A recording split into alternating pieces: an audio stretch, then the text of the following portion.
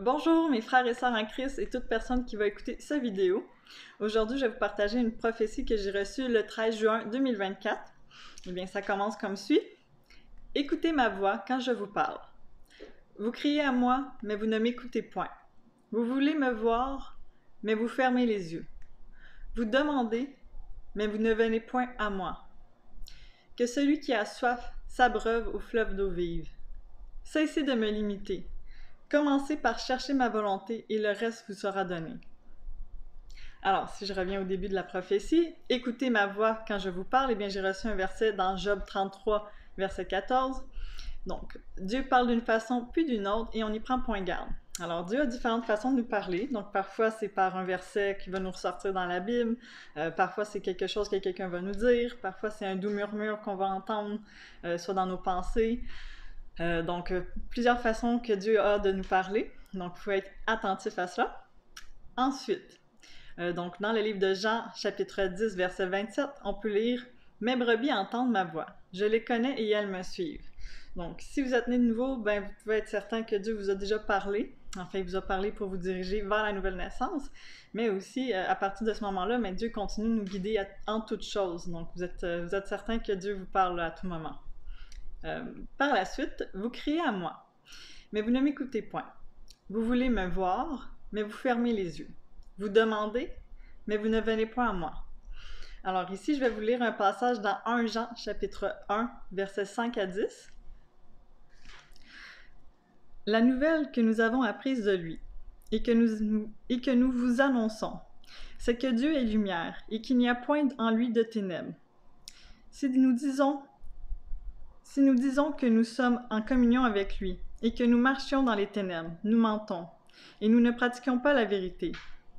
Mais si nous marchons dans la lumière, comme il est lui-même dans la lumière, nous sommes mutuellement en communion, et le sang de Jésus-Christ, son Fils, nous purifie de tout péché. Si nous disons que nous n'avons pas de péché, nous nous séduisons nous-mêmes, et la vérité n'est point en nous.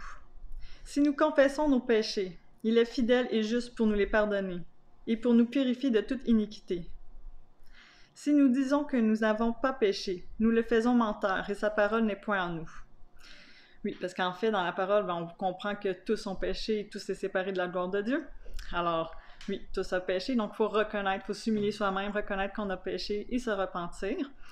Donc, si on est réellement né nouveau, habituellement, on a déjà fait cette étape de se repentir et tout.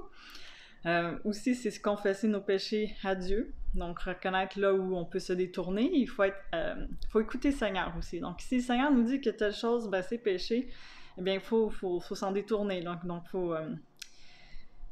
faut agir pour se consacrer davantage, se sanctifier à ce moment-là. Donc, je vous encourage à le faire davantage. Et aussi, si vous demandez, vous n'avez pas encore donné votre vie à Dieu, c'est possible que le temps d'avoir ce que vous demandez retarde, en fait. Donc, je vous conseille fortement de vraiment vous repentir, de vous humilier et de chercher la face de Dieu. Donc, sa volonté, c'est qu'on soit tous des filles et des fils de Dieu, mais évidemment, c'est nous qui devons faire un pas vers lui. Donc, il a déjà fait son sacrifice à la croix, le Seigneur, donc il faut maintenant que nous donnons notre vie au Seigneur. C'est pas juste en partie qu'il la veut, il la veut au complet. Donc, ça lui permet d'agir encore plus dans notre vie à ce moment-là. Par la suite, par rapport à ce verset-ci, je vais juste revérifier, pardon. Oui, je crois que c'était pas mal ce que je voulais dire là-dessus.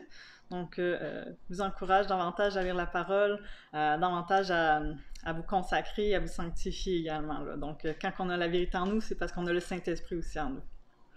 Donc, ensuite, que celui qui a soif s'abreuve au fleuve d'eau vive. Eh bien, dans le chapitre 4 du livre de Jean, verset 14, on peut lire « Mais celui qui boira de l'eau que je lui donnerai n'aura jamais soif. Et l'eau que je lui donnerai deviendra en lui une source d'eau qui jaillira jusqu'à la vie éternelle. » Donc, le Seigneur est vraiment un fleuve d'eau vive abondante. Là. Il veut qu'on vienne le chercher de plus en plus, qu'on se présente à sa face pour pouvoir de plus en plus boire de cette eau de vie qu'il a à nous offrir. Ensuite, on peut lire « Cessez de me limiter. Commencez par chercher ma volonté et le reste vous sera donné. » Eh bien, on peut lire un verset assez connu de Matthieu, chapitre 6, 32 à 33. « Votre Père céleste sait ce que vous avez besoin. Cherchez premièrement le royaume et la justice de Dieu, et toutes ces choses vous seront données par-dessus. Alors votre Père céleste, c'est un bon Père. Il connaît vos besoins encore mieux que vous-même. Alors, il sait que vous avez besoin d'être logé, d'être nourri, que vous avez besoin d'être vêtu, et plus encore, évidemment.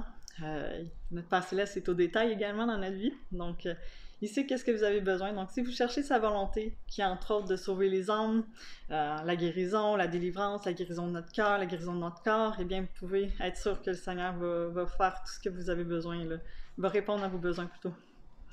Alors, pour finir, ben, je sentais vraiment que Dieu nous demande de chercher davantage sa face, d'avoir notre focus, notre regard sur lui, sur Jésus-Christ. Alors, j'espère que ce petit vidéo vous a encouragé et vous a béni. Je vous souhaite une bonne journée.